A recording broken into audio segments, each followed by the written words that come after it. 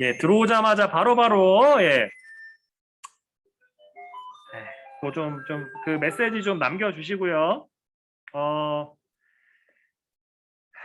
지금 지난 시간에 약간 네, 이게 또 오랜만에 또 수업하다 보니까 좀 제가 이게 좀 이게 여러 가지 좀 준비가 미흡했는데 오늘은 네, 그거보다는 좀 안정적일 것 같아요. 다만 이게 학교가 예, 조금 그 온라인 상에 예, 그 네트워크 상에 예, 그 접속 문제 때문에 조금 빡셀 수 있긴 한데 그거 빼고는 여러분들 네, 굉장히 괜찮습니다.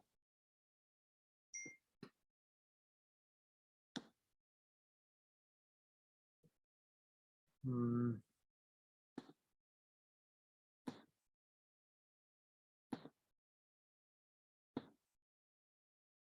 자, 출석 체크하고 예, 바로 수업 이어서 하도록 하겠습니다. 오늘은 예, 여러분 소리나 이런 거 잘 들리죠? 네. 저희가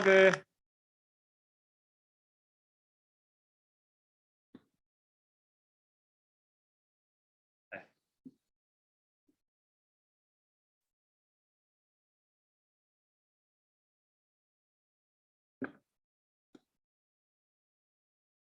지난 시간에 어디까지 했었냐면요. 202쪽까지 했었습니다. 202쪽. 그래서 그 뒷부분을 같이 함께 좀 해보도록 하겠습니다, 여러분들. 네. 202쪽까지 했으니까요. 그 뒷부분 같이 한번 해보도록 할게요.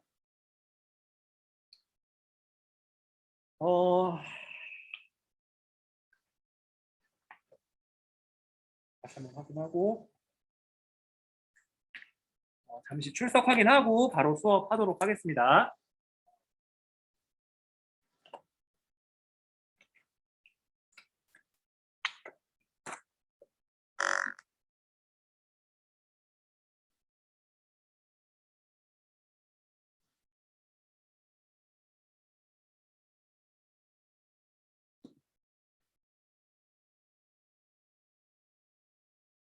강기훈, 강승범, 김민재, 김수현, 김윤우,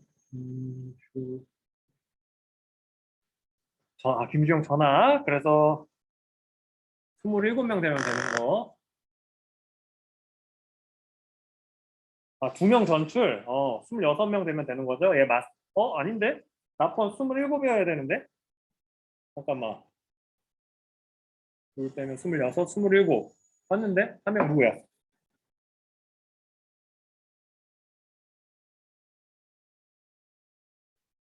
아, 버니가 또 때마침 딱 들어오네. 자, 다 들어왔습니다, 여러분들. 예. 오늘은 조금 안정적으로 좀 수업을 좀 예, 진행할 수 있을 것 같아서 굉장히 이제 마음이 예, 바람직하고요. 네, 제 마음이. 예. 그래서 같이 한번 네, 수업해 보도록 하겠습니다. 우리가 지난 시간에 어디까지 했었냐면 앞서서 그 역사학 그리고 그 국어 국문학 관련 네, 국어 국문학 관련 네,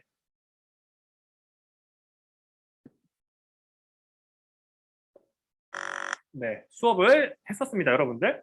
그, 그 부분들을 좀 참고해 주시고요.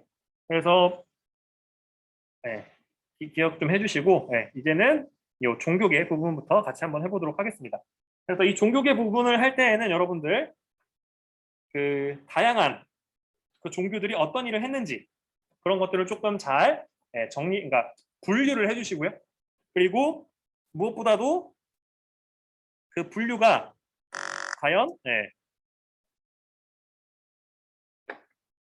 그 분류가 과연 다른 그러니까 다른 종교와 어떤 차이가 그러니까 분류를 할 때 그러니까 공통점과 차이점으로 그렇게 좀 해주시면 좋을 것 같습니다. 그리고 우리가 아직 이 4단원만 하고 있고 4단원만 하고 있고 그 부분을 안 하고 있어요.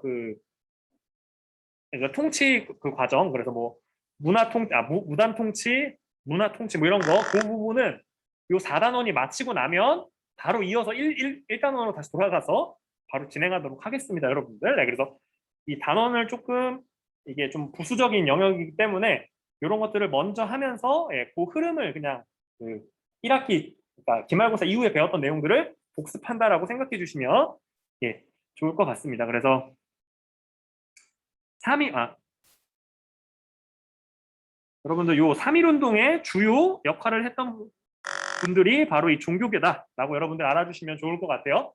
대표적으로는 천도교, 그 기독교, 그리고 여기서 기독교는 개신교 계열이고요. 그리고 불교 요 세 가지 종파가 주로 참여했습니다, 여러분들. 그래서 그걸 좀 참고적으로 좀 알아주시고요. 그리고 대종교 같은 경우는 여러분들 이 중광당과 더불어서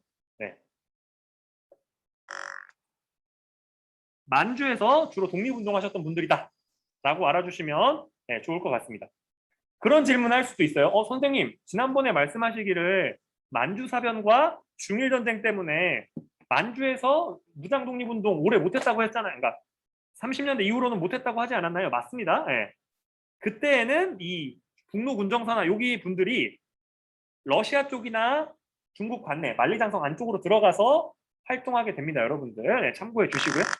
그리고 천도교 계열에서는 여러분들 여러 가지 뭐 활동을 했는데 여러분들 우리가 요 앞전에서 배웠던 천도교의 활동의 대표적인 거는 방정환 선생님을 필두로 한 어린이날, 그러니까 어린이의 인권, 어린이를 잘 대해주자 이런 것들이 어떻게 보면 핵심적인 요소였다라고 한다면 이 부분에서도 마찬가지입니다, 여러분들. 그래서 이 여성운동이나 이런 부분들을 대중운동이라고 하죠. 이런 것들을 주로 전개했다. 여러 가지 잡지나 이런 것들을 발행하면서 그리고 다음으로 넘어가서 이제 천주교 쪽에서는 고아원, 양로원 등을 세우고 사회 사업을 확대했다. 그리고 그 중에서 일부, 그러니까 그러니까 신자들 중에 일부는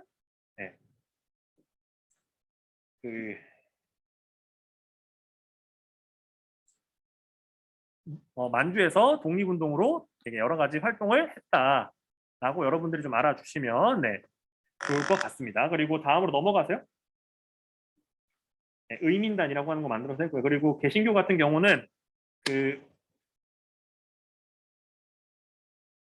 개신교 같은 경우는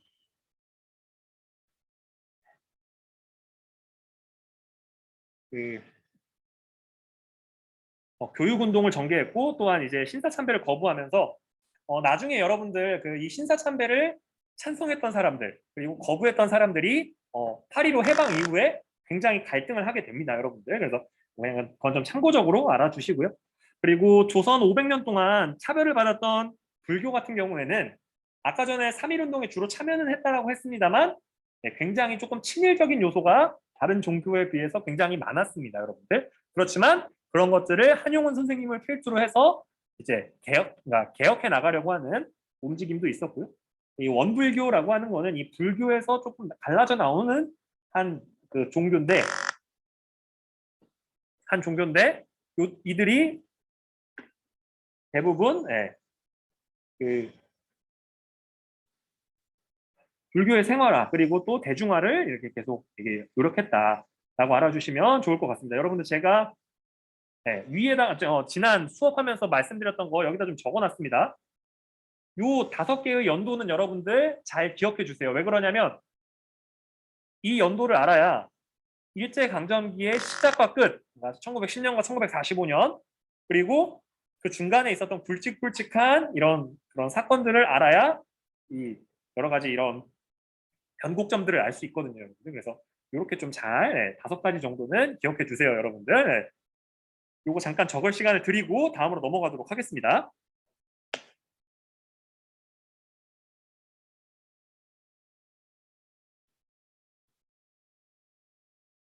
자, 그리고 대표적으로 여러분들 그 대종교 관련된 북로군정서라고 하는 그 분들은 그 청산리 대첩에서 활약하셨던 김자진 장군 그 북로군정서 소속의 그런 독립 운동 하시던 독립군이었습니다. 참고로 알아두세요, 여러분들. 다 적었죠, 여러분들? 넘어가겠습니다. 그래서 여기서 보시게 되면 이 북로 군정서가 김자진 장군의 그런 그 생활 바운더리다. 뭐 이런 것도 좀 알아주시고요. 그리고 다음으로 넘어가서 교육 활동에서는 1차 교육, 그러니까 조선 교육령이 총 4번 있어요, 여러분들. 근데 이거 다 알 필요 없습니다, 여러분들. 이런 거 공부하는 데가 그러니까 4번 상세하게 공부하면서 그거의 차이, 성격 이런 거 공부하는 데가 대학교에서 역사 전공하시면 할 수 있는 거고요. 우리는 요 1차만 기억할 텐데 그 이유가 뭐냐면 식민지 시기가 아까 전에 얘기했었죠. 1910년에 시작한다고 했었죠. 시작하자마자 이걸 했다. 즉, 이 사립교육이나 여러 가지 조선인들이 주도하던 교육 자체가 민족주의 관점의 교육이기 때문에 이거를 억제하기 위한 거였다. 그리고 억제를 그러니까 이건 교육하지 말고 이건 교육해라고 이렇게 딱 기준을 세워준 거예요. 교육하라고 했던 거는 이 보통교육과 실업교육이 되는 거죠. 그래서 이 보통교육과 실업교육으로 한정 짓는다는 것 자체가 저와 여러분, 저는 대학교를 나왔으니까 대학원도 나왔는데 어쨌든 뭐 대학원 나오는 이 고등교육을 할 수 없었던 겁니다, 여러분들. 이때 당시에는 여러분들 전교 1등, 전교 1등보다 더 높은 건 없나? 전교 0등 있다고 합시다, 여러분들. 부동의 0등이어도 대학교 못 가요, 아시겠죠? 대학교 없어서 조선에. 그래서 이때 당시에는 다 유학 갔어요, 일본으로. 아시겠죠? 그래서 참고적으로 알아주시고 그래서 요 대학 교육도 없고 보통교육과 그 실업교육, 그러니까 지금으로 따지면 상고 공고, 상고 공고도 이제 많이 없어져가지고 여러분들한테 공감대가 없는데, 그래서 좀 알아주시면 좋을 것 같습니다. 그리고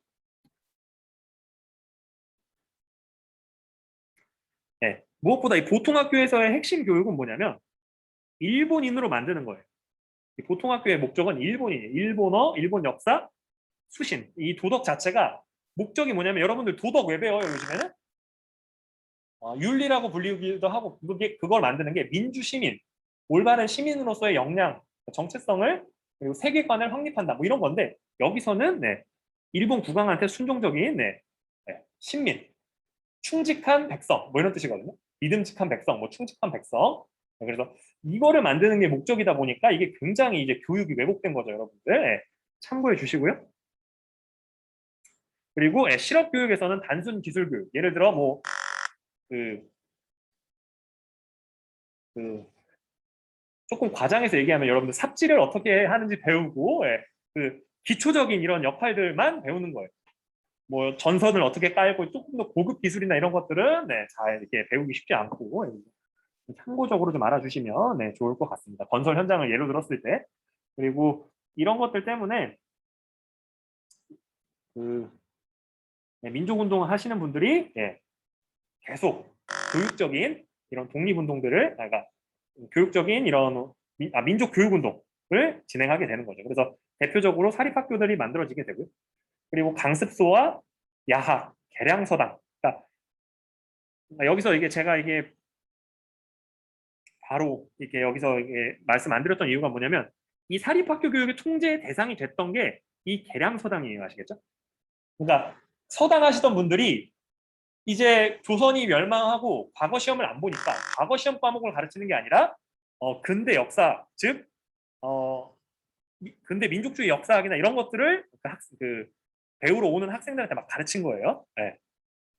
그러다 보니까 일본 입장에서는 그러니까 탄압해야 될 대상이 되고 그래서 여러 가지 기준을 세워서 이들을 탄압하게 됩니다. 그래서 민족의식과 사회의식을 고취하려고 했다. 그리고 1920년 그 한규설, 이상재 같은 분들이 아까 전에 얘기했었죠, 여러분들. 이거가 되게 중요한 이유가 뭐냐면 3.1운동 이후에 야, 우리도 이제 대학교 교육 좀 받자. 우리나라 안에서 라고 이렇게 얘기를 하면서 이 대학 건립운동을 진행합니다, 여러분들. 그리고 또 일본인 중심이 아니라 한국인의 역량, 한국인의 맞는 교육 이런 것들을 주장하게 돼요. 실제로 이런 것들이 전부 다는 아니고요. 아주 조금 반영이 됩니다. 실제로 여러분들 우리 지금 서울대학교의 전신, 그러니까 이전에 있었던 버전인 경성제국대학교가 일본에 의해서 만들어집니다. 실제로 그래서 그걸 좀 참고적으로 좀 알아주시고요. 그리고 여러분들 우리가 그 2단원, 그러니까 기말고사 과정까지 배웠던 그 부분에서는 매일신보가 굉장히 좋은 신문이었습니다. 양기탁 선생이 만들었고 배대 선생이 사장이고 양기탁 선생이 그 부사장쯤 되는, 그래서 민족운동가와 선교사가 엄청 이렇게 반일, 그러니까 일본에 반대되는 이런 기사를 싣고 그랬었는데 선교사님 추방하고 양기탁 선생님을 그 경영진에서 물러나게 한 다음에 이 매일신보 자체를 일본 총독부가 사버립니다.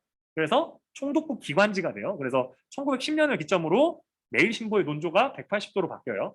그래서 반일에서 친일 및 그 친일 정책의 홍보 이런 역할로 바뀌게 됩니다. 그래서 나중에 이제 관심 있으시면 여러분들 그 네이버에 신문 검색하면 나오거든요. 매일신보에다가 매일신보 치고 뭐 예를 들어 식민지 시기, 예를 들어 뭐 1919년 3월 1일 이런 거 검색해 보시면 관련된 기사들이 나옵니다, 여러분들. 네. 식민지 우리가 배운 내용에 대한, 그래서 참고해 주시고요. 그리고 3.1운동 이후에는 네, 이제는 이제 조선어 신문이 문화 통치를 표방하면서 그 문화 통치를 표방하면서 그 두 신문, 조선일보와 동아일보가 발행되게 되고요. 그래서 이 사람들이 계속 어떻게 보면 민족의식을 고양시키려고 하는 활동을 하니까 탄압과 정간 이런 걸 받게 되기도 하고요. 그리고 우리가 이 앞서서 배웠던 앞서서 봤던 이 일장기 말소 사건 때문에 무기한 정간, 그러니까 마음에 안 들면 이제 무조건 이제 혼나는 거예요. 아시겠죠, 여러분들? 그래서 그렇게 좀 알아주시면 좋을 것 같습니다. 그리고 중일 전쟁 이후에는 언론도 이제 비판을 못 하는 거죠, 그죠? 엄청 탄압을 하니까. 그러다가 이제 1940년이 되면 말 잘 듣는 것도 필요 없다, 다 사라져라 라고 하면서 폐간시켜 버리게 됩니다, 여러분. 그래서 그렇게 좀 알아주시면 좋을 것 같습니다. 그래서 한국인의 사상 통제와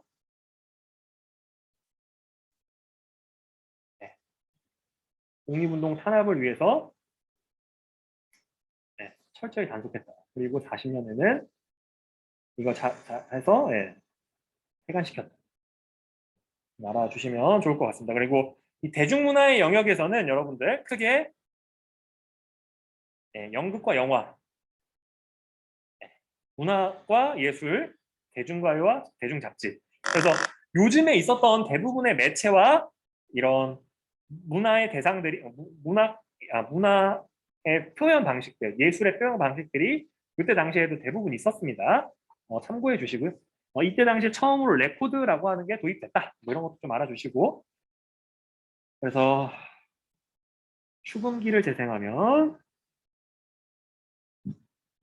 아시겠죠, 여러분들? 지금으로 따지면 여러분들 뭐예요? 이제는 MP3의 시대를 넘어서서 이제 스마트폰의 시대니까 여러분들 스마트폰에서도 여러분들 예전에 파일로 받아서 썼는데 이제 스트리밍 시대잖아요. 그래서 참 이게 문화라고 하는 게 참 빠르게 변하긴 합니다만 어쨌든 이 문화를 향유하는 시대로 점차 지나가게 되는 거죠. 예전에는 무조건 이른바 라이브만 있었는데, 라이브 무대만 있었는데 이제는 AR 버전이 생긴 거죠, 여러분들. 레코드 버전. 그 MR, AR 하잖아요, 여러분들. 잘 알죠? 저보다 더 그렇게 좀 알아주시면 좋을 것 같습니다. 그래서 일제강점기에는 연극에서 판소리, 가면극 등 전통극적인 요소가 위축됩니다. 그러니까 일본이 정말 전방위적으로 우리를 압박해요, 아시겠죠? 그러니까 이게 조선의 느낌이 난다, 조선의 전통을 담은 것 같다 싶으면 다 탄압합니다, 여러분들. 그래서 굉장히 이런 탄압을 하게 되고, 그렇지만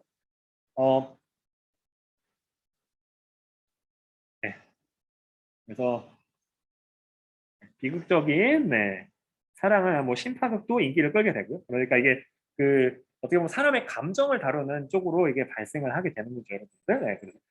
그리고 3.1운동 이후에는 토월회가 민중 계몽을 주장하면서 신극 운동을 전개했다. 그래서 민중의 각성을 촉구하는 연극을 공연했다. 지금으로 따지면 그런 거죠, 여러분들. 그 힘들고 어려운 상황, 그러니까 달려라 한예와 같은 거 있잖아요, 여러분들. 주변의 상황, 나의 가족과 나의 경제적 상황은 어렵지만 꿈을 향해 쫓아간다. 그 모습을 통해서 여러분들과 저와 같은이라고 하기에는 제가 너무 나이가 많아져 버렸네요. 예. 청소년기나 이런 그거를 향유하는 사람들한테 너희들도 힘들고 어려울지라도 잘 참고 예. 너의 꿈을 위해서 정진해라. 뭐 이런 것들을 가르쳐주기 위해서 예. 그런 만화 같은 게 만들어진다고 봐도 큰 틀에서 문제는 없거든요. 여러분들 이때도 마찬가지인 거죠. 일제강점기라고 하는 엄혹한 시절이 있다 보니까 그걸 대놓고 비판할 수는 없잖아요. 그러니까 한 개인의 어떤 삶에서의 어려움, 뭐 부모님이 병에 걸려 돌아가시고, 뭐 자기가 뭐 위험에 처하고, 그렇지만 그 모든 것을 슬기롭게 극복하고, 예, 그 목표로 했던 꿈이나 이런 것들을 성취하는 그런 것들을 보여주면서 얘기하고 싶었던 거죠. 너희들도 할 수 있다. 바로 이 독립이라고 하는 그 지금부터 더 나아지는 삶을 너희도 살아갈 수 있다. 뭐 이런 것들을 이제 알려주려고 했던 거죠. 그걸 민중 계몽 뭐 이런 거라고 할 수 있는 거죠. 참고적으로 알아주시고요. 그래서 동양극장이라고 하는 최초의 연극 전용 극장도 생겼다, 우리나라에. 그리고 영화 역시도 20년대가 되면 대중문화의 한 분야로 자리매김했다. 참고로 여러분들 이때 당시의 영화는 무조건 후시 녹음. 그러니까 그 무성 영화에다가 나중에 성우가 녹음을 해서 같이 트는 거였어요. 아시겠죠? 이때 당시에는 그 녹음해서 소리까지 넣는 그런 기술이 많이 발달을 안 했어가지고 이거 참고적으로 그냥 알아주시고요. 그래서 최초의 영화 제작사인 이게 24년에 설립됐다. 이런 것도 좀 알아주시고요. 그리고 1926년에 나온귀의 아리랑 나라 잃은 민족의 울분과 서름을 그려내 큰 호응을 받았게 됩니다. 그리고 서양 영화가 이제 1930년대부터는 상영되게 되고요. 그래서 1930년대부터는 서양 영화도 상영되게 되고 유성 영화라고 해서 제가 말씀드렸었죠, 여러분들. 그 이전에는 소리가 없는 그 변사가 대사를 읽던 이 무성 영화에서 이렇게 바뀌게 됐다. 좀 알아주시면 좋을 것 같습니다. 그리고 연극 영화가 영국과 영화가 대중에게 영향력을 발휘하니까 탄압하면서도 침략 전쟁을 찬양하는 영화를 만들도록 했다. 실제로 여러분들 저희 그 할머니께서 일제강점기를 사도 내셨는데 영화를 그렇게 봤대요. 아시겠죠? 천황을 위해 나가 싸우자 죽자 막 이런 거 있잖아요, 여러분들. 그런 영화를 학교에서도 수시로 보러 가고 그거 관련된 주제로 막 웅변 대회 같은 거 하고 했대요, 여러분들. 친일적 예술 활동도 계속 늘어나게 되는 거죠. 그래서 라디오 방송이 시작되다. 1927년에 경성방송국이 설립되면서 라디오 방송이 활용됐다. 식민 통치. 그래서 중일 전쟁 이후로는 전시동원의 도구로 활용했다.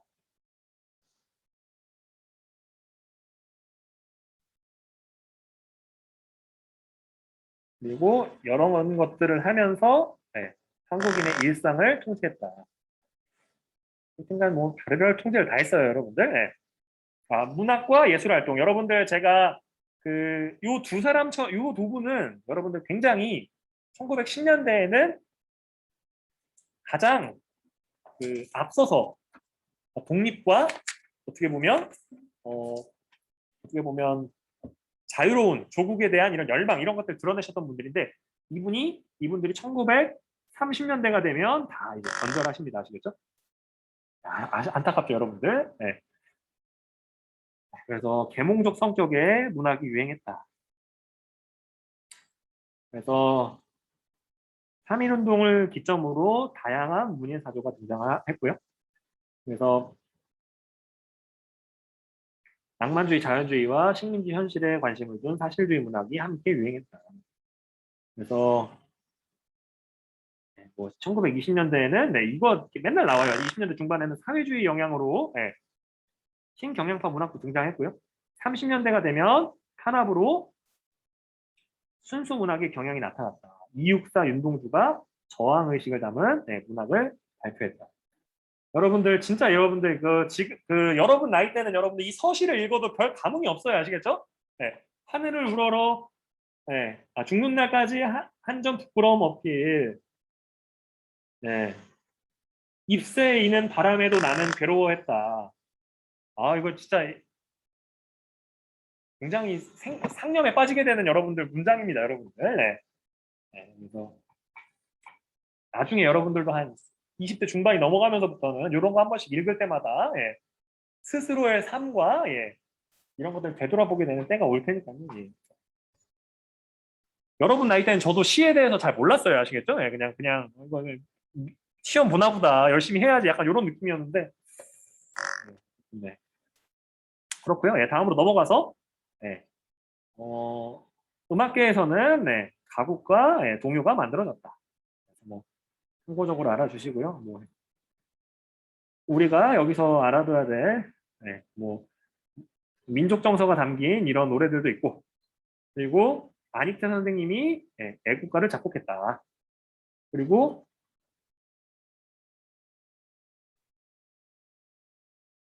잠시만요, 여러분들.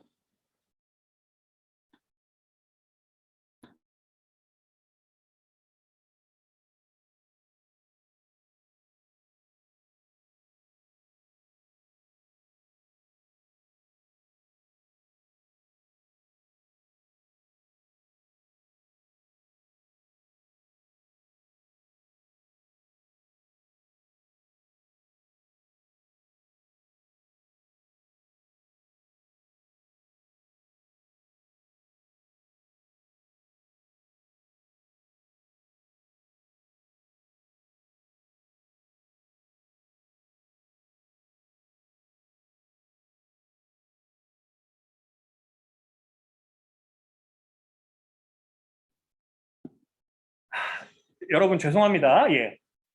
예비군 전화가 왔어요. 예. 저한테 예비군 예, 오셔야 된다고. 예. 그래서 여러분들 예, 갑자기 예, 더 나라를 사랑해야 될 것만 같은 네, 그런 느낌이 차오르면서 같이 이제 역사 공부 좀 해봅시다. 그래서 안익태 선생님이 애국가를 작곡했고요. 그리고 그, 예, 그 미술계에서도 예, 여러 가지 전통 회화도 계승하고 예, 여러 가지 서양화의 이런 부분도 많이 그러니까 수용했다. 뭐 이런 것들 좀 알아주시면 네, 좋을 것 같습니다. 그리고 윤심덕이 노래한 시와 찬미는 네, 축음기, 레코드, 라디오의 보급 등으로 이제 계속 유행하게 되고요. 네, 대중가요 부분에서는 그리고 트로트라 불리는 네, 이때부터 여러분들 트로트가 예, 요즘도 트로트 짱인데 예, 등장해서 인기를 끌었다. 그리고 20년대에는 대중을 대상으로 한 종합 잡지가 많이 발간됐다. 20년대에는 자, 왜 그랬을까요, 여러분들? 뭐에 영향을 받아서?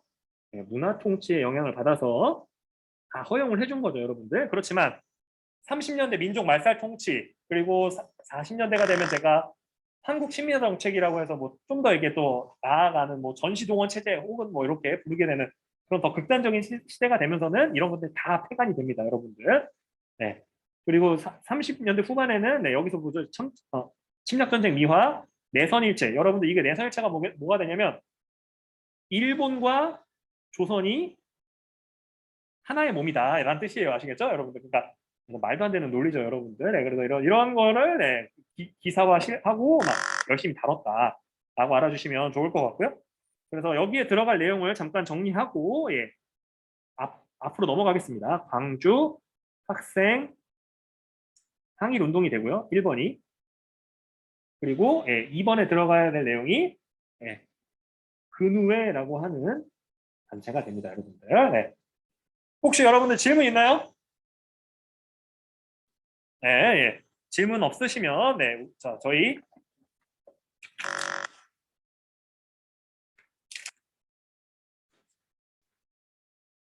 그 뒤에 나오는 여러 가지 자료들은 여러분들 꼭 한번 그냥 시험 문제로 내기 딱 좋잖아요, 여러분들. 그러니까 그 206조 여기에 예. 앞에 배운 내용이 여기에 잘 나옵니다, 여러분들. 이런 자료 시험 문제 내기 참 좋잖아요, 그죠? 예, 자료로 예. 요걸 딱 주면서 요때 당시에 대한 설명으로 옳지 않은 것은 뭐 옳은 것은 뭐 해가지고 예. 잘 봐두세요, 아시겠죠, 여러분들? 네. 앞에 있는 내용에 조금 더 세부적인 내용과 추가되는 내용이 있습니다, 여러분들. 뭐 대부분 그 추가 설명인데 주로 언급이 안 되어 있던 부분 하나만 얘기하고 넘어가겠습니다, 여러분들. 뭐 이런 거 다 언급됐던 내용이고 여기서 보시게 되면 체육활동 네. 박 터지게 싸웠어요, 아시겠죠? 네. 이게 요즘도 축구 한일전 하면 여러분들 무조건 이기라고 하잖아요, 여러분들. 이때 당시도 마찬가지입니다. 아시겠죠? 식민지 조선 대표와 일본 대표 야구하면 죽어요. 아시겠죠, 여러분들? 예. 목숨 걸고 하는 거예요. 아시겠죠? 서로. 예. 그래서 그렇게 된다라고 알아주시면 네, 좋을 것 같습니다. 여러분. 축구, 야구 똑같습니다, 여러분들. 네, 그래서 요거는 안 나왔던 거니까 잠깐 언급했고요. 네. 1단원으로 넘어가겠습니다.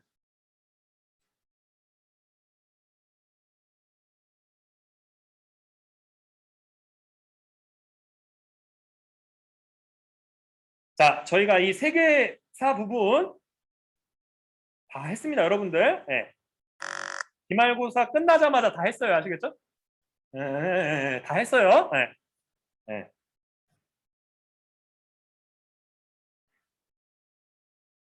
그래서 쭉 넘어와서 부단 통치가 실시되다. 자, 같이 알아두셔야 될 표현입니다. 여러분들 아시겠죠?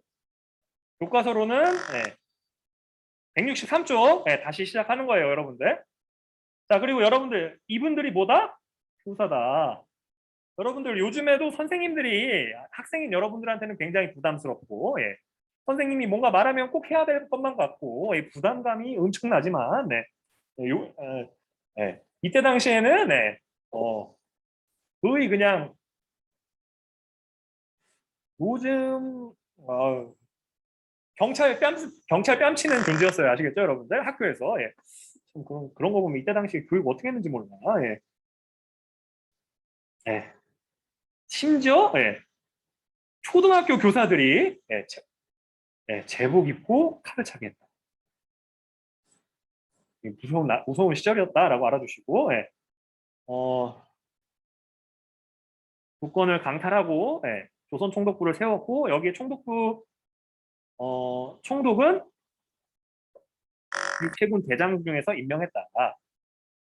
여러분들 이렇게 임명하다가 된통 당하죠. 여러분들 1919년에 3.1운동으로 범에 뜨거라 한 다음에 야 앞으로 육해공군 대장 말고 공이 아니지 육해군 대장 말고 내가 행정관료도 임명할게 라고 얘기만 했어요. 아시겠죠?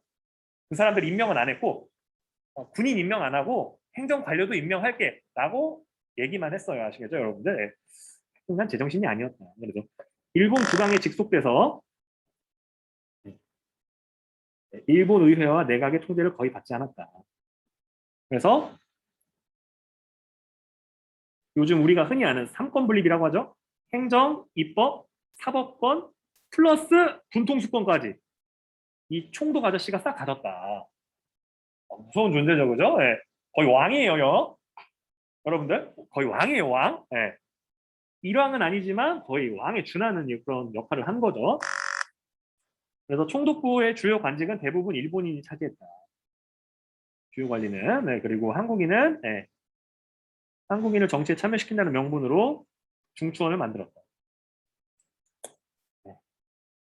거기엔 친일파로 구성을 했다. 정말 이게 사람들이 이게 한치의 오차도 없이 자기네 말 잘 들을 것 같은 사람들로 이렇게 싹 꾸며놓은 거죠, 여러분들. 네, 그래서 이때 전통적인 공동체 조직을 해체하여 면동리로 총폐합하고 그래서 여러분들 이때 당시에 면장, 이장 이런 걸로 이제 싹 이 체계를 바꾼 거예요, 여러분들. 지금의 동면이 면동리 그래서 요때 요 시스템이 지금도 상당 부분 이제 이어지고 있고요. 전직 관료나 면의 유력 인사 중에서 면장을 뽑아서 끌어들였다. 그리고 헌병 경찰제도 바탕으로 무단 통치를 했다.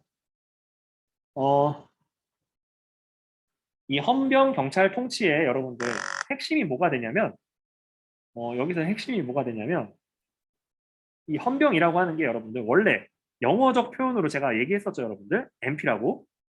밀리터리 폴리스. 그러니까 군인한테 경찰 노릇하는 사람들인데 그 사람들이 군인을 대상으로 이 업무를 하는 게 아니라 이 사람들이 조선인을 상대로 했기 때문에 굉장히 폭력적이었습니다. 그래서 이 헌병 경찰이 보기에 저 사람이 독립군으로 보인다. 증거 아무것도 필요 없어요. 아시겠죠, 여러분들? 그러면 잡아다가 하루 이틀 정도 구금하고 신문하고 할 수 있었어요. 아시겠죠? 자기 마음대로. 네. 그래서 그런 거 보면은 네, 대단한 시절이었다.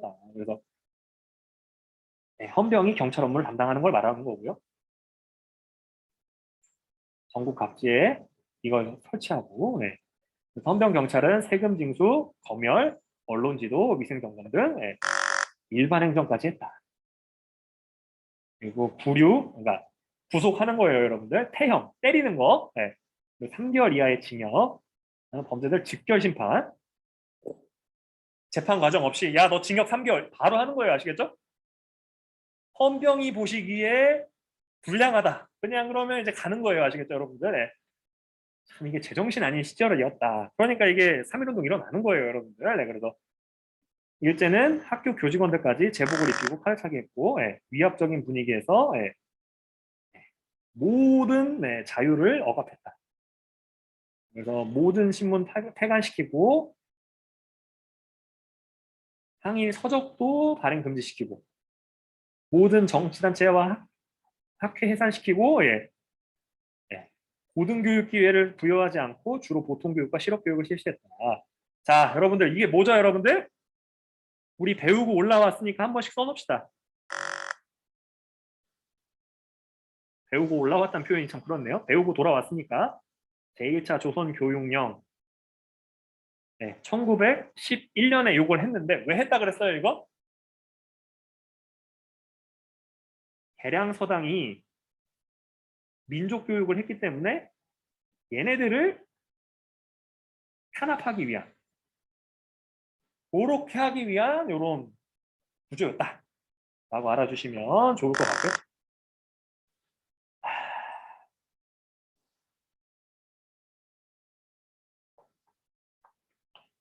자, 신청하지 않은 신문, 기타 출판물을 배부하는 거는 금지. 함부로 대중을 모아 관공서에 청원, 진정하면 그것도 금지. 연설도 금지.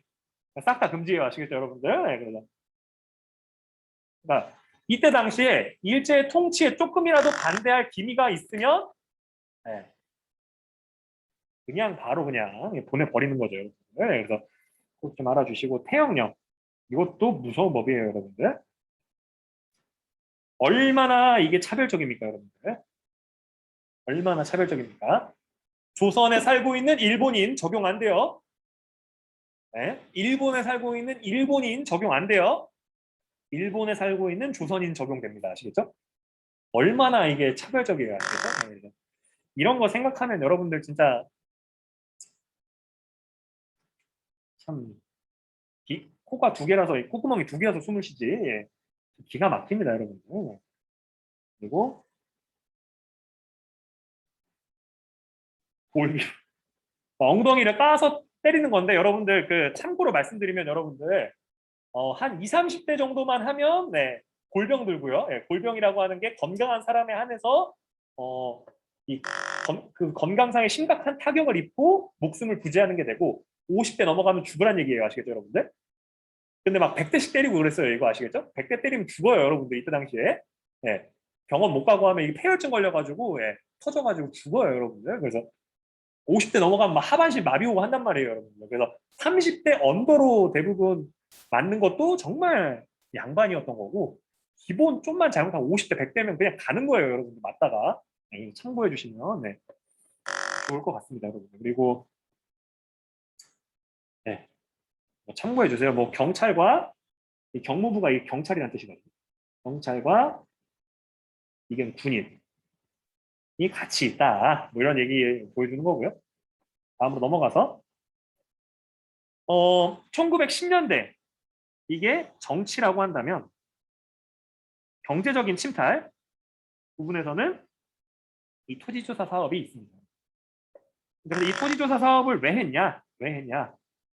네, 토지를 조사해서 통제하고 토대를 마련하고 요거를 조금 일본인 입장에서 하면 계획적이고 조직적으로 수탈하기 위해 스타일도 여러분들 그냥 막 빼앗으면 얘가 돈이 얼만큼 있는지도 모르고 그냥 빼놨으면 여러분들 네, 굉장히 문제가 있어요. 100원쯤 있으니까 한 10원 가져가고 그 다음에 또 한 10원 가져가고 체계적으로 조직적으로 빼앗기 위해서 이런 작업을 한 거고요.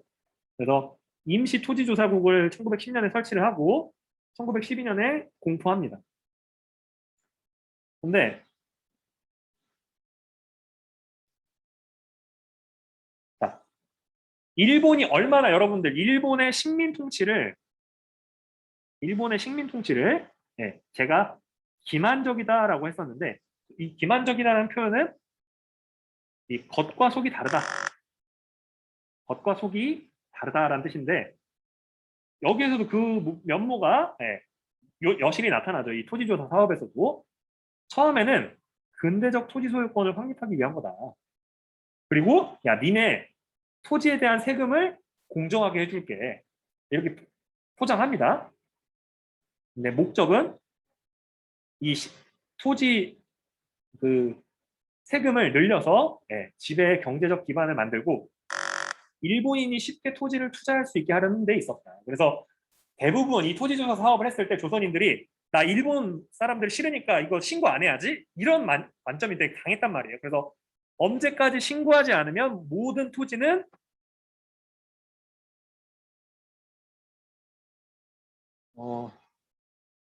이 토지조사 사업을 진행하는 곳에서 일괄 무료로 가져가고 그러니까 땅 주인이 있어도 이거는 토지조사국 땅이 되는 거예요. 그리고 이 토지조사국에서 동양척식 주식회사로 넘기고 그리고 동양척식 주식회사는 싼 값에 일본인한테 넘기면서 일본인 지주가 대거 생기게 됩니다. 여러분들. 그래서 그 구조를 좀 알아주시면 좋을 것 같습니다. 그래서 토지조사 사업은 정해진 기간 내에 소유권자가 직접 신고해서 인정받는 방식. 자, 참고로 여러분들 아버지가 소유권자인데 아버지가 예를 들어 조선시대 노비나 낮은 신분이어서 글을 몰라. 근데 무조건 그 사람이 직접 해야 된다고 하면 아들이 봤을 때 뒷목 잡는 거죠. 그죠? 아들은 그래도 학교 다녀서 글은 아는데 아버지가 농민 출신이어서 글을 몰라. 근데 아버지가 가서 해야 돼. 그러면 소위 말해서 토지 신고가 안 되는 거예요. 이런 방식으로 하다 보니까 굉장히 많은 토지들이 총독부 소유로 넘어가게 되고요. 네. 실제로는 농민 소유인 경우가 많아서 엄청나게 분쟁이 많이 일어났습니다. 그래서 많은 농민들이 야, 내 땅에 와서 왜 갑자기 네가 측량을 하고 하는 거야? 그 일본 관리를 폭행하고 그러니까 헌병 경찰이 와서 예를 들어 우리가 예를 들어 그 측량하던 사람 10대 때렸으면 한 50대 때리는 거죠. 헌병 경찰이 와서 끌고 가서 너 독립운동하는 애지 막 이러면서 막 때리니까 이제 막 몸 엄청 안 좋아져서 나오게 되고 그렇게 되면 어쩔 수 없이 그러니까 어쩔 수 없이 더 삶의 질이 떨어지게 되고 이 악순환이 계속 반복이 되는 거죠, 여러분들. 그래서 좀 안타깝습니다, 여러분들. 국유지로 만든 토지를 동양척식 주식회사에 넘겼다. 그래서 그래서 일제는 지주의 소유권만 인정하고 그리고 경작권 일체를 부정했다. 지금으로 따지면 여러분들 전세제도 없고 무조건 월세로 가라는 거예요. 아시겠죠, 여러분들? 그래서 참 이게 안타깝죠, 여러분들. 그래서 소장농은 기존과 달리 임대 기간이 정해져 있어서 경작자와 계약을 맺어야 했다. 그러니까 이게 1년 단위로 대부분 됐었거든요. 그러다 보니까 굉장히 이 농민의 삶의 질이 안정적이었는데 되게 급변하게 되는 거예요. 농사가 잘 되느냐, 농사가 망하느냐에 따라서 엄청나게 이 삶의 질이 흔들리게 되는 거죠, 여러분들. 그래서 1920년대 이후에 그래서 이런 것들 때문에 소작쟁이가 일어나는 배경이 됩니다. 왜 그러냐면 1년에 한 번씩 계속 재계약을 하다 보니까 너 내 말 안 들어? 그럼 너 계약에서 빠져. 어차피 농사 지을 사람은 많아. 이걸로 돌아가는 거예요, 여러분들. 그래서 참 안타깝죠, 여러분들.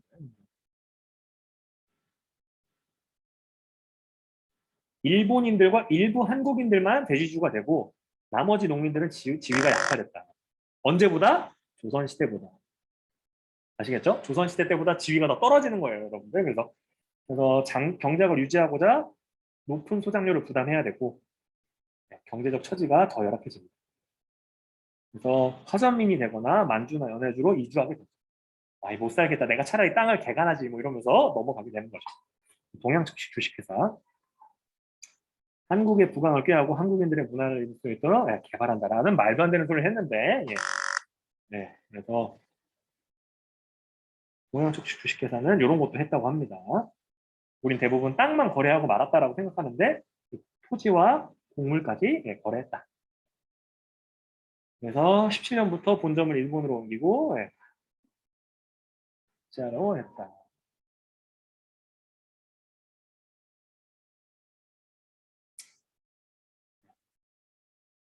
대지주가 됐다. 안타깝죠, 여러분들. 그리고 1910년대는 여러분들 이 경제적인 측면에서 여러분들 이거 좀 잘 봐주시고요. 이게 토지조사 사업의 효과예요. 토지조사 사업의 이 효과 왜 했는지. 예. 그리고 일제 산업 통제. 그래서 여기서 회사령을 공포합니다. 왜 그러냐면 일본에서 만든 물건만 샀었어. 나는 이 경제 시스템으로 만들기 위해서 조선에서는 회사를 못 만드는 거예요. 물건 만드는 회사를. 그래서 한국인의 기업 설립을 억제하고 일본 자본의 무분별한 한국 진출을 통제하려고 했다. 요거 때문에 그렇게 한 거죠. 그리고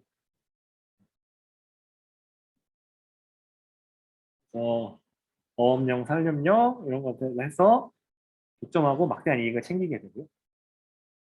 한국은행을 조선은행으로 바꾸고 강화했습니다.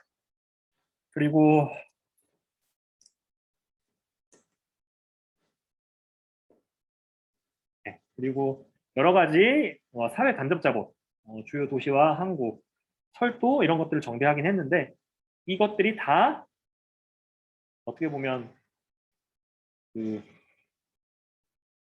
이 경제적 침탈을 통해서 얻은 그러니까 쌀이나 아니면 여러 가지 물건들을 일본으로 가져가기 위한 그런 도구로 많이 쓰였다.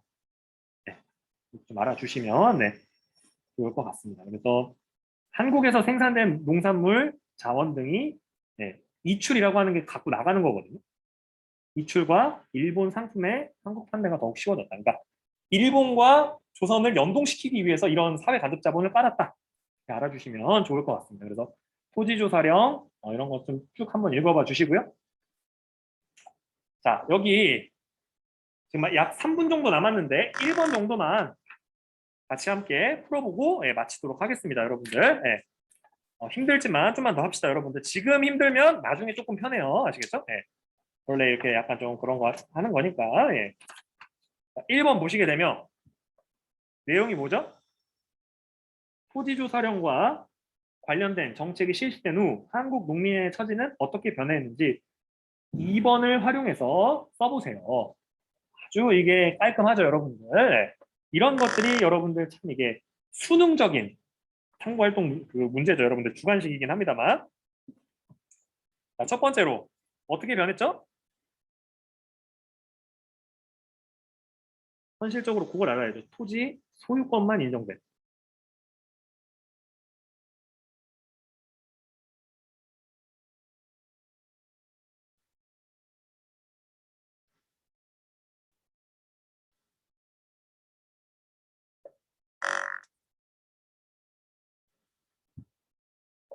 한국 농민들이 관습적으로 인정받던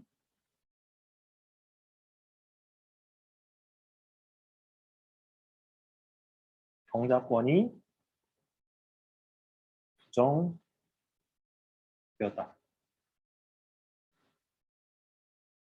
그래서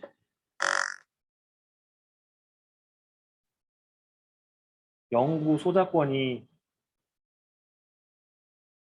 사라지고 기간제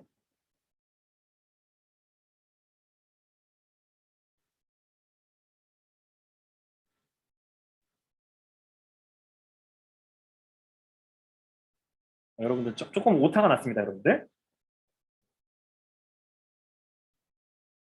기한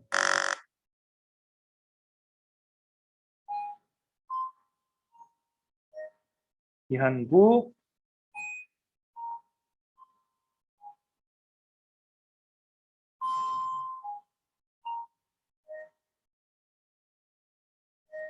그리고 소장농은 증가했고 두 가지 포인트가 있는 거죠. 소장농은 증가하고 자장농은 감소했다. 네. 2번을 활용하라고 했으니까 2번에 대한 얘기를 마지막에 쓰는 거예요. 아시겠죠? 그리고 1번을 통해서는 어떤 현상이 일어났고 이 앞에 썼죠? 네. 그 다음에 두 번째 포인트가 두 가지인 거예요. 그러니까 1번 포인트, 2번 포인트. 그래서 이게 1번인 거고 이게 2번 포인트. 아시겠죠? 여러분들? 그렇게 정리를 해주시면 네, 좋을 것 같습니다. 여러분들. 혹시 질문 있나요? 여러분들?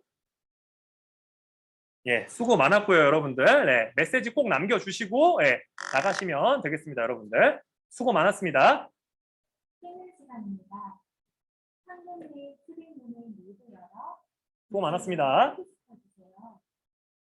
눈으로 손을 자주 씻고 책상에 놓는 물품을 상자 앞에 갖다 주세요.